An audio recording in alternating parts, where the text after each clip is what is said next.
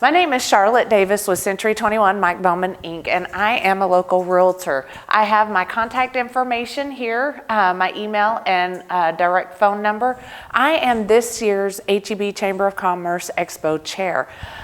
So we are hosting the event at the Hurst Conference Center this year, and this presentation is titled How to Effectively Promote Your Business at a Trade Show. The reason why we want to do this is because a lot of our members do participate in trade shows, but like I said, we have the expo coming up as well. If anybody would like this presentation afterwards, I can certainly email that to you. I have that available. The things that we're going to be going over right now are how to plan, promote, and prepare for a trade show. There should be a lot of planning, a lot of preparation, and a lot of promotion for the event in order for you to get your bang for the buck with the booth that you're going to be at. The things that we're going to talk about are identifying your target base, set clear goals and measures of success for your trade show experience, promote your participation in the event, before the event, and practice your 30-second elevator speeches. We'll talk about that. You also want to make sure you investigate your trade show booth. See what you know, see what kind of space you need. If you're going to have an automobile there are limited spaces for that. There are also prime booth locations. In identifying your target base, you will want to target the attendees who are business-to-business attendees. You may want to target people from the local community. You may also want to target other trade show booth holders. In particular, the expo event is a business-to-business and a business-to-community event. Some of them are just business-to-business and some of them are just business-to-community, but this is both. The expo is going to be both. The reason why you want to target target the people who are going to be attending, because that will help you drive the business to your booth. The manner in which you get your communications out, it's gonna help you understand and outline all those things. You do have to know what your why is. You need to have a clear definition of why you're at the trade show. If it is just if you're a new small business, you may just want to get your name and face out in front of the community. If you're a big business, you may want to let the community or other businesses know what you're doing for the community, your donations, things like that. There are, for example, our booth, I am a local realtor, so it's really good for me to get my name and face out there. But we had two messages coming from our booth the last 2 years. One was, like I said, I am the face for Century 21 Mike Bowman at the expo, so I want to get my name and face out there, want to draw a business in this very competitive market to Century 21 Mike Bowman, but also our recruiter was there, Jewel Johnson. She was there to try to find people who she targeted businesses as well as people in the community who are thinking about making a career change. So her message was to try to recruit new agents. You want to set clear goals and measures of success for your trade show participation. There are a lot of ways to do that. You need to be very specific and clear. You probably need to start planning that about 6 to 8 weeks out, and we're kind of at that time frame for the expo now. Are you hoping to do some prospecting? How many leads do you expect to generate? These are some goals that you want to set. You want to put hard numbers to, because after the trade show or the expo, you want to see how you did and how you can tweak your booth presentation. Would you like to make some connections with possible referral partners? Maybe you're looking to grow your contact base and gain more newsletter readers. You maybe have a new product you want to display. There is one individual in our chamber, he has gotten a new 3D printer. I'm doing my best to get him at the trade show because I think that'll be really cool. And I think it'll drive business to him as well. When you have interesting things at your booth like that, it does wonders for your business. How many products do you want to sell? Do you want to increase visibility and gain exposure to a large number of customers who might be interested in your products or services? Do you want to check out your competition? Do you want to go around and see who else, maybe if you're a photographer, if there are other photographers there, or chiropractors, see how they're structuring their business, see if you can maybe incorporate something into your business that you see somebody else, one of your competitors, doing well. Are you there to nurture existing business relationships? Are you there to position your company for sale? That's a huge thing. I don't know that anybody's ever done that at our expo, but I know at big trade shows they do that a lot. Going the extra mile. I have some going the extra mile tips throughout this presentation. You can have more than one goal, of course, and I just gave you an example of that, what Century 21 Mike Bowman did. But you need to be clear about what it is that you're communicating out. You just have to be clear what that message is, and it needs to be concise. A threefold focus could be to receive a lot of lead generation, recruiting opportunities, or additional name, brand, and exposure and awareness. You want to promote your participation before the event. You want to advertise in advance. Like I said, here at the Chamber for the Expo, we've already started sending out materials. So 6 to 8 weeks prior to the event is what you really want to do. You want to initiate a great way to get some additional exposure, to talk about things on your websites or on Facebook or Twitter, is to initiate some pre-show promotions. You can have something like a drawing at your trade show. And say, you know, if you contacted me via Facebook and then you actually show up at the Facebook, you either get something there or you put your name in for a drawing for a bigger prize. I don't know, $50 meal card or something. You can use taglines or updates such as "See us at booth 1525 at the HEB Expo" in Facebook, LinkedIn, and Twitter.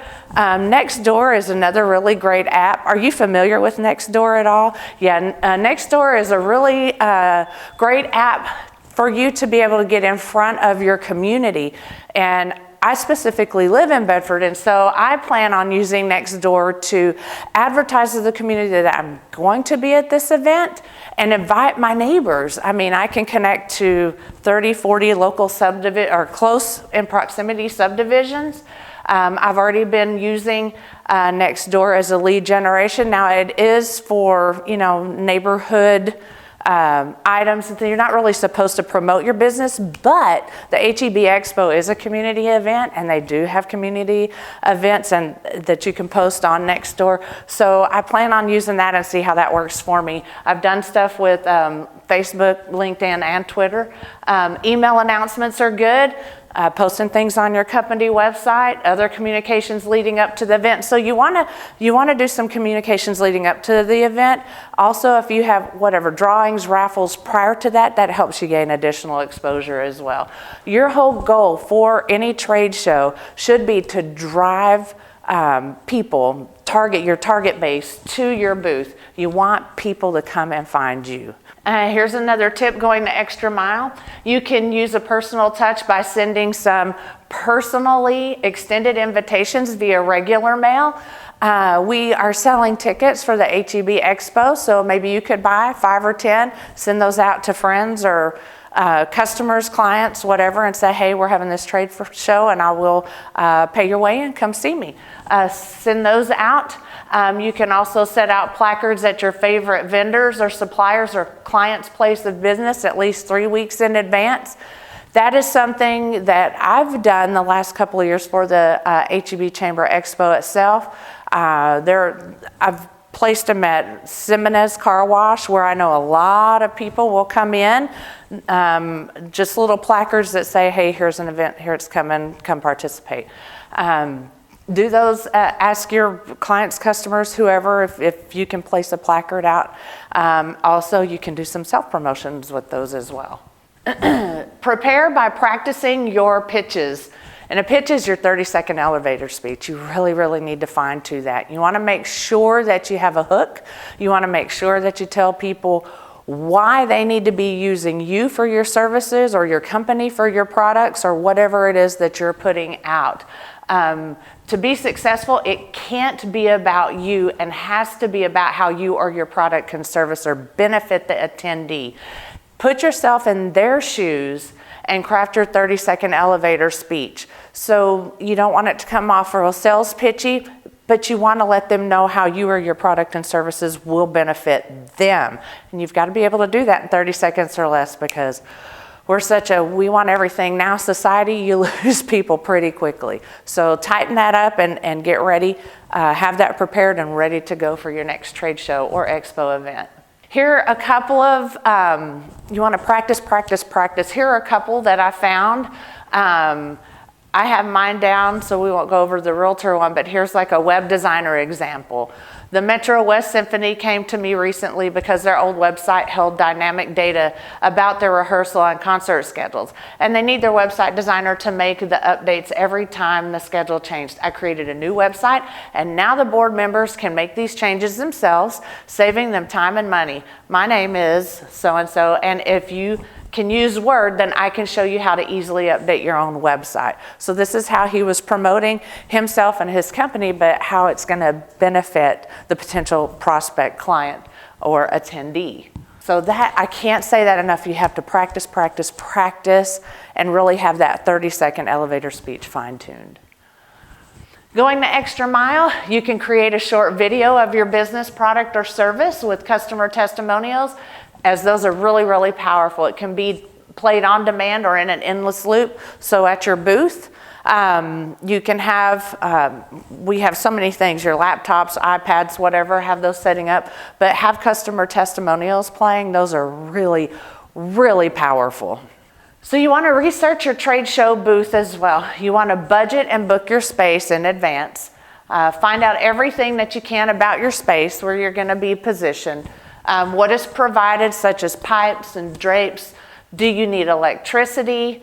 Now, at the expo, they do provide the pipes and drapes. The tables are about as big as this table here. They do have backing, it's black, and pipes, and then they have a drape to go around your table. So some of that's already there for the expo. So you don't need that. If you need electricity, then we need to know, because we'll have to sign you up for electricity. Do you need to bring extra tables? Will one table do in the size booth that you have, or do you need a smaller table or stand to go in your booth? Do you need to bring a chair? You may be investing in a simple booth. Should you sponsor an event in conjunction with the trade show? Does it make sense for your marketing dollars to be a sponsor of that event and see your name going out in all the marketing mailers or on any display, the display banners, the digital display banners such as that we have at the expo. Planning your booth or exhibit. So we want to plan your booth or exhibit to maximize your participation there. You want to plan your exhibit with your target audience in mind. Like I said before, you really want to communicate one major message out, featuring your product or services as you as the hero. And there's a way to do that. You want to, I'm going to start kind of giving some practical demonstrations. I didn't have this at my first trade show, but I've had one ever since, and actually I carry it around all the time now. I'm the Harwood Junior High Hospitality PTA chairperson. I actually take this to the faculty and staff, take this with me to the faculty and staff lunches that I put on for them once a month, because I'm always needing it. So I just, my husband wears a size 14 shoe, so this box was huge enough for me to use. And I've had, like I said, for 2 years, it hasn't gone bad on me. But you can carry things, maybe some of your smaller trade show giveaway items in there. Those, if you have enough, those will probably be packaged in something else. So I'm going to take these out first before I go into theirs, but go into greater detail. But the things that you want to have, I actually have some nuts and bolts in here and some tie string just in case I need it. If I'm going to have a raffle or something, I'll have my tickets in that everything booth. Actually have painter's tape. This has come in handy before a couple of times. Scissors are a must. You need to make sure you have scissors because you just never know. Also with you could do a different kind of raffle where, if you don't use the tickets, you can just cut out sheets of paper that has name, phone number, and email. This is a good way to do some lead generation, some prospecting. Always have tape. have pins, and some rubber bands as well. It is called an everything box for that reason. I do have a small tape measure. You just never know what you're gonna need. I actually keep just additional business cards in there. I have a Sharpie in mine. I have a letter opener as well. I have a stapler and a staple remover. And I have several other things, but what I want you guys also to remember is to have, I didn't bring the right ones, but I have just note cards. As I meet people or as I have conversations and I'm making notes, I take note cards with me so I can just go ahead, fold it over, and maybe write a personal note if I have a little bit of downtime or between talking to clients, and go ahead and get that thing ready to go and mailed. I have the envelopes with it there as well, so I have envelopes so that, you know, I can remember those conversations very quickly and easily and be able to mail those things out very quickly. You may have a hot lead that you want to follow up on, but you want to thank them for visiting your booth. So everything box is very essential, and there's everything in here. And it can just be as simple as a shoebox. You don't have to get fancy with it. You really want to have an open booth design. And what I mean by open booth, how many times have you guys gone to trade shows or expositions, and so you have the table here and people have the 2 chairs, and this is all they're doing. They're just like, people are just sitting there. Yeah, that's not good. We don't want to do that. What we want to do is we want to present our booth in an open manner. What that means is, for some people, you will want to set your table sideways. You'll move your table sideways like this. We're going to pretend like this is our booth area. Set your table sideways like that, and put your chairs off to the side and in the corners of your booth, so that people can actually come in and see what you have or what it is that you're trying to do, and you're not cut off from them. And it really allows you to have a more interactive, more engaging conversation with the people that are there, the attendees of the trade show. I've done this the last 2 years at the expo. The first year, I had the straight line method. Was not able to touch very many people, but like I said, last year, and the year before we opened it up, and last year, I had 90 significant conversations with people. Your logo should be big enough to be seen from a good distance. You want to maximize your walking around space, and that does it. Having an open booth does that. It kind of forces you to stand up and go talk to people. And you do want to go talk to people. Maybe you want to take a break and you want to go visit other vendors or whoever else is there, or just mingle with the attendees. For demos, laptops and flat screen monitors are space efficient, so you can use those as well. I try to be a little different. I don't know how this fits in with your marketing, but I always try to do something a little different. People have pens. They use cups. The bracelets are pretty popular right now. They're just typical things that you see at a trade show. So I try to do something different. I have used this little lunch bag. It has our Century 21 Mike Bowman ink, and it's green. It's not our normal Century 21 colors, but this is a little lunch bag. Our expo will be in March, so we're talking about a spring theme. Then you can bring something springy. You want to do something that's going to make them remember you, something that's a little different. The pens and stuff are really neat, but you want them to remember you. Do something different. Now, we're not, at Christmas time, our expo is not at Christmas, but at Christmas time, like my pop-by gift, I found these little keys at the dollar store, and this one said, Santa's on his way. So for my neighbors, I went and put one of these around each of their doorknobs, and I was able to get my business card, and I've just put a little thing on the back of it that says, a taped piece of paper that says, let me be the key to your next move, and then just a nice ask that says, oh, by the way, I'm never too busy for your referrals. So you want to be, you kind of want to be crafty. You want to be remembered. Last year at the expo, The last 2 years, I'll tell you what I did bring. Last year at the expo, it was kind of in the same time frame. It was during the spring. Do you know what the peeps are? The little marshmallow chicken peeps. So I bought over 100 of those. I put my card on one side, and then I had a cute picture on the other side with some little baby chickens that said, "Have your peeps call my peeps." And so, that was a cute idea. I thought if they need anything regarding real estate, just have your peeps call my peeps, and people loved that. What I did the year before, we were coming off of February. Target sells these little mailboxes. They were in red, pink, and white, so it was off of Valentine's.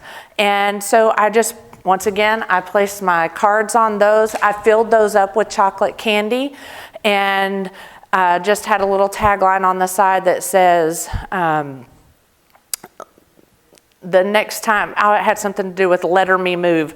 But anyway, it was the next time you need any real estate advice, don't letter your family members move, or something like that. But anyway, it was just a cute tagline, and those went very quickly as well. So you want to be different. So if you can kind of think outside the box with whatever your giveaway might be, then possibly try that. It's worked well for myself. Also, in maximizing your exhibiting experience, you do want to pull a crowd to your trade show booth. You might want to use things such as prize drawing or contest. You may want to do that before, in your pre-planning and pre-marketing before the event, and then also during the event.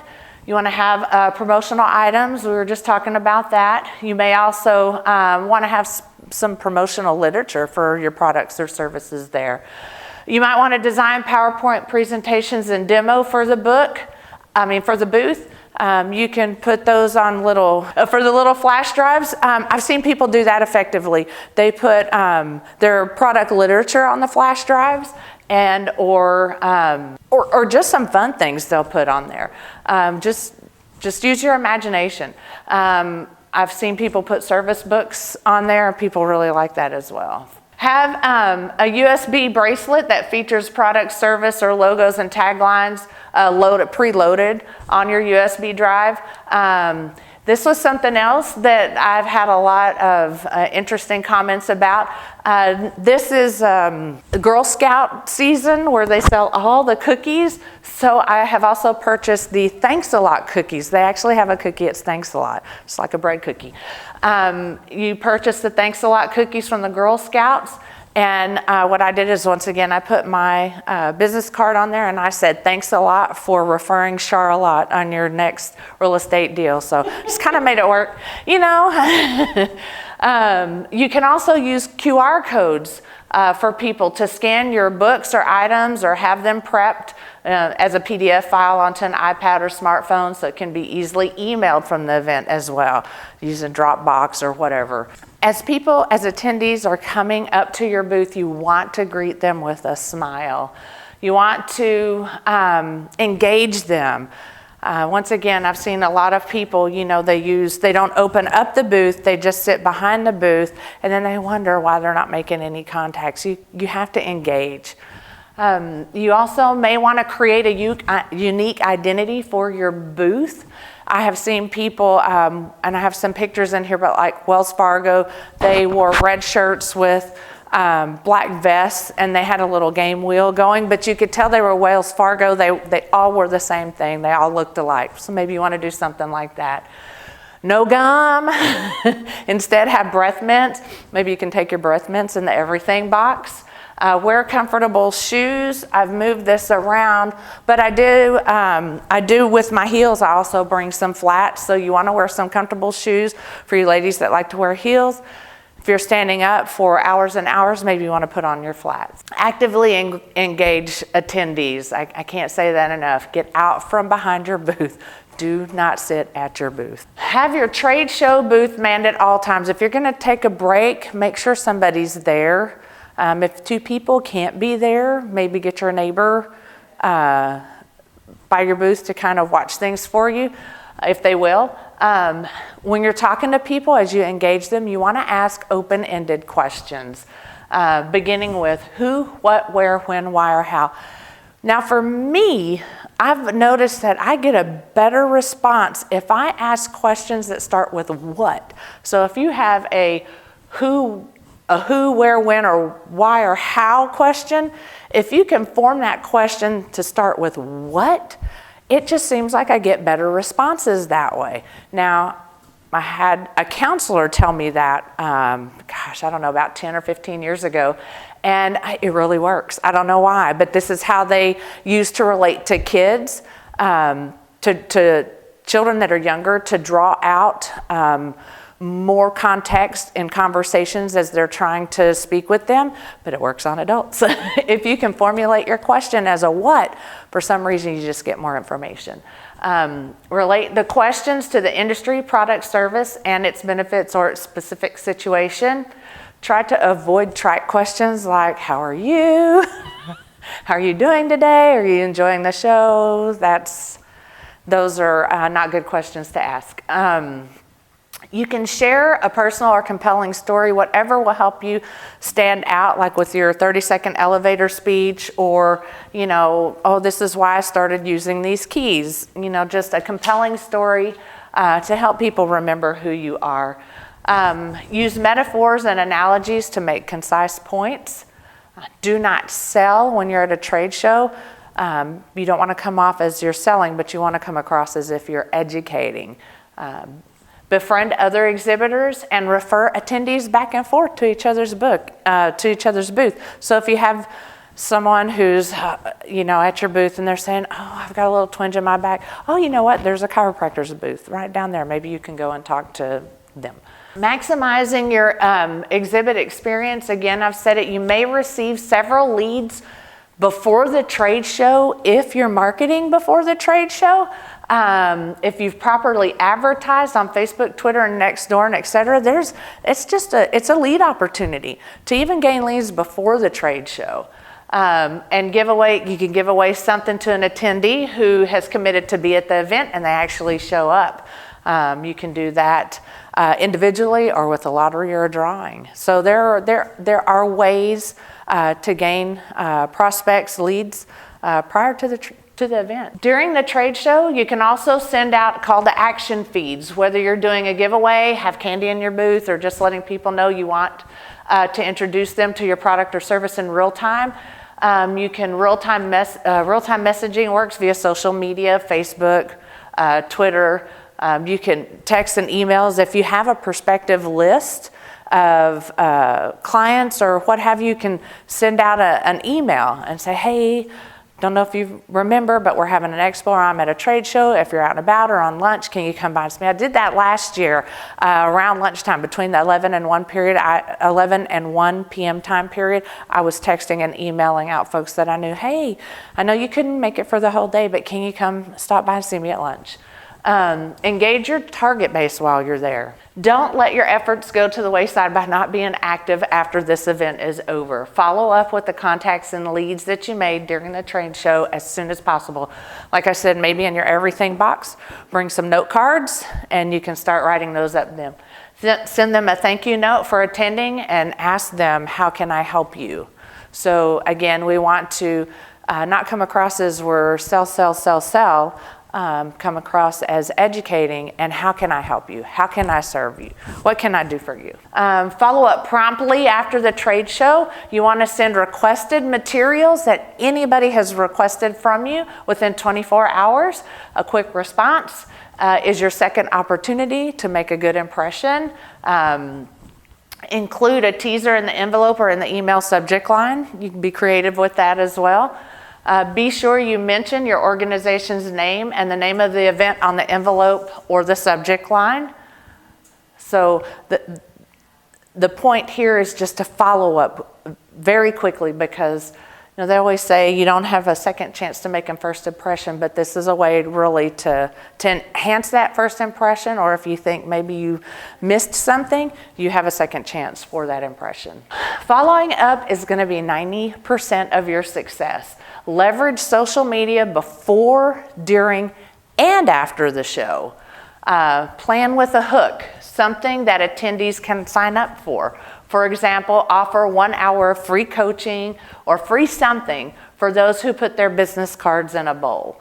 The form used provides you information on who is interested in hearing from you after the trade show. So make sure you follow up with those people that are actively and willingly giving you their name and number. They do want to talk to you after the trade show. Help your prospects to take the next steps. Keep track of those prospects and then analyze what you did, what you think you did well, what you think you could have improved upon. Do a lessons learned so that when you get ready to do another trade show, that experience can really give you more bang for your buck. With the E, you need to engage your target base. The X, you need to explore all your marketing opportunities. P, you need to plan, promote, and prepare for the event. And at the event, before, during, and after, you can, the O, offer some items of value. And then I have some pictures of, I think this was 2 years ago trade show. I don't think they were last year's. But here are the Wells Fargo people that I was telling you, they all dressed alike. They had an interesting wheel, trying to promote and do some giveaways. The PC Help car was there in the auto booth. Miss G's Pie. It was funny. I didn't realize that Penny was there with Miss G. I actually go to church with that lady, and she's a crosswalking guard at my kids' elementary school, and it wasn't until I was looking through these pictures, I didn't even know Miss Penny was there. I'll have to see her next time. We have food vendors that are coming. So Miguelito's was there, Minuteman Press. They do a lot of our marketing materials. You'll see DBU was there last year. Delgado typically participates, and he's got that a fun prize wheel. They do a prize wheel, and then you get a drawing. Whatever you pick, you get a drawing. Cane's Chicken was there. Airco was there. They've actually brought some of their products in for you to see and demonstrate and touch. The cities are typically there. Hurst-Euless-Bedford. Chiropractor is there, Dr. Gans Chow. And then this is just kind of a picture of the Hurst Conference Center. For those of you who aren't aware of that venue, it's a very, very, very nice facility. And we'll probably be able to host about 90 exhibitors in that facility. So that's the end of the presentation. And I hope I've given you guys some good, helpful tips and tricks. And I hope you have a great expo or a great trade show. Yay!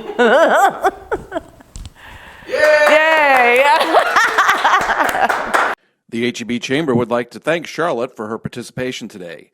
If you have any questions for her, you can contact her directly at 817-504-4776. To learn more about the HEB Chamber, please call us at 817-283-1521. Thanks very much.